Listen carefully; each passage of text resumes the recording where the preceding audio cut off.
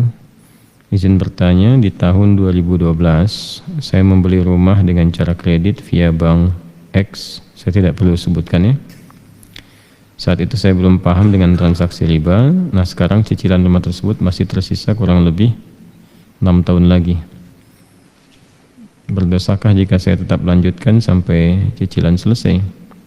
Atau saya harus meninggalkan atau menjualnya?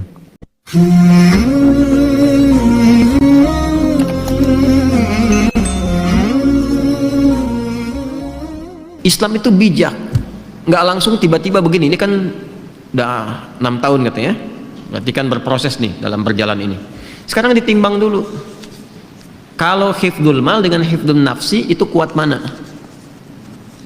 Ini ada hifdzul nafsi nih, ini ada hifdzul mal, ya kan? Baik, antara hifdzul nafsi bertemu dengan hifdzul mal, yang paling kuat yang mana? Menjaga jiwa atau menjaga harta? Paling gampangnya gini lah, mencuri itu haram nggak? Apa?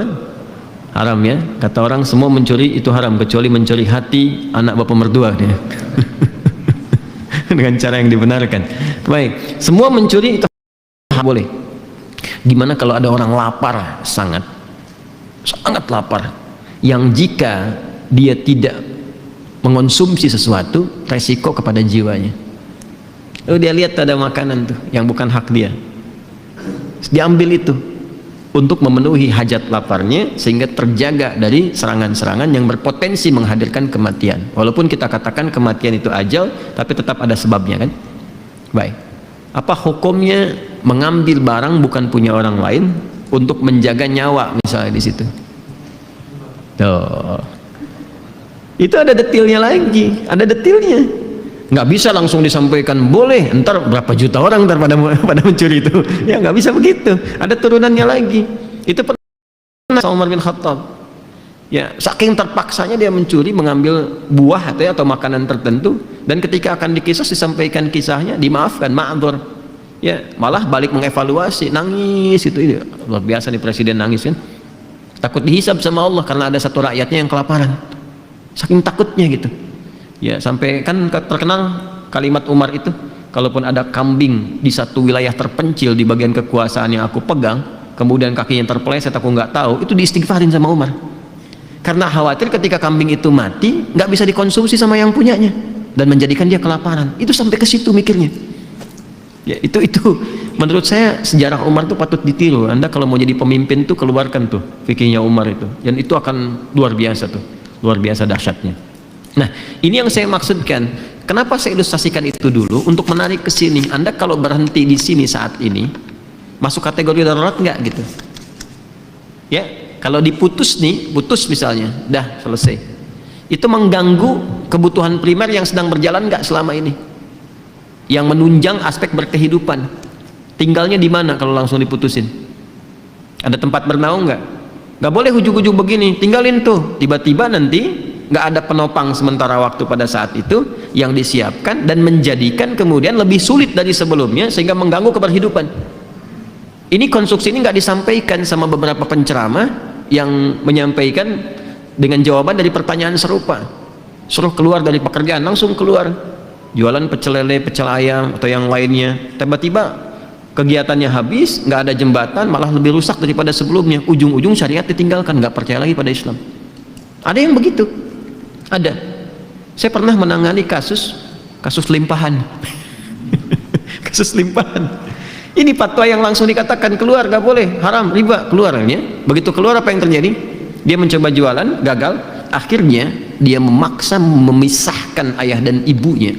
Ayah yang kena dan sudah stroke, tidak dalam kesadaran tinggi, dipaksa menceraikan ibunya, ibu sambungnya, supaya dia menguasai warisannya. Jadi begitu. Karena dia memilih cara singkat dan dia menempuh yang lebih haram lagi.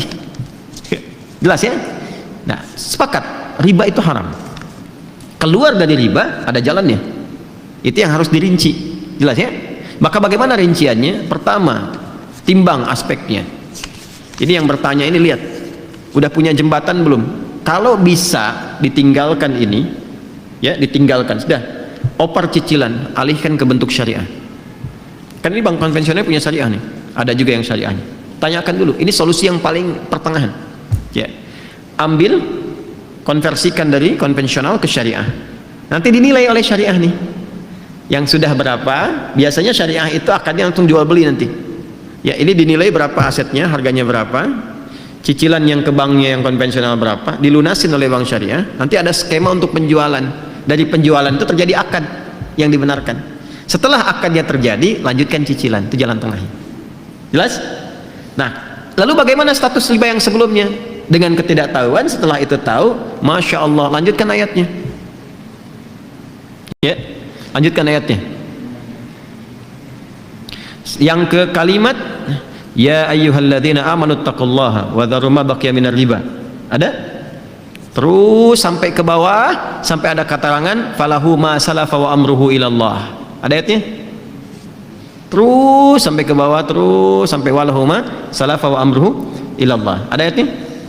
Baik, jika ada yang sudah terjebak kepada riba, kemudian dia mau berpaling, bertobat, yang sebelumnya karena tidak tahu, ketika dia putus itu, yang sebelumnya terampuni oleh Allah Subhanahu wa taala. Ma'dzur, diampuni. Serahkan, kata Allah, urusannya kepada Allah. Sudah, Allah maafkan, itu selesai, sekarang perbaiki. Nah, kalau mampu dilakukan itu, konversikan dari konvensional ke syariah, plus dari syariah nanti dinilai, teruskan cicilannya. Kalau susah, tidak ada dan sebagainya, lihat dulu nih, lihat dulu. Ini kalau pindah, dilepas, pindahnya kemana?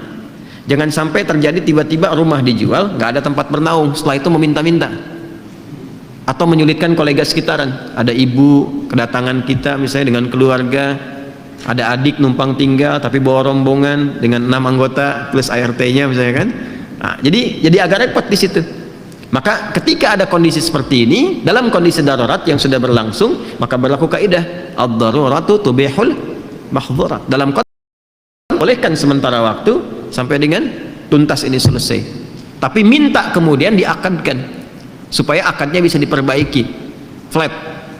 Ya, nggak ada tambahan kalau begini, kalau begitu, maka konsekuensinya harus berusaha untuk membayar sesuai dengan temponya, jangan sampai telat sehingga muncul kemudian akumulasi kembali yang jatuh pada hukum yang keliru di situ. Paham sampai sini? Awas, ini konteks darurat ya, jangan disamakan dengan hukum normal. Kalau bisa kemudian kita dapat alternatif, saya pengen keluar dari sini, betul-betul keluar. Oke, saya mau beli rumah kecil aja sementara, atau rumah dengan standar yang sama di tempatnya agak berbeda, ya, yang nilainya bisa lebih murah untuk dibeli, tapi keadaan rumahnya nyaman serupa gitu, dan cukup ketika dihitung. Nih kalau dijual, alhamdulillah dapat yang ini, nikmat dijalani, bebas dari riba, dan bisa diputus di sini, bisa disolusi. Kalau itu bisa dilakukan.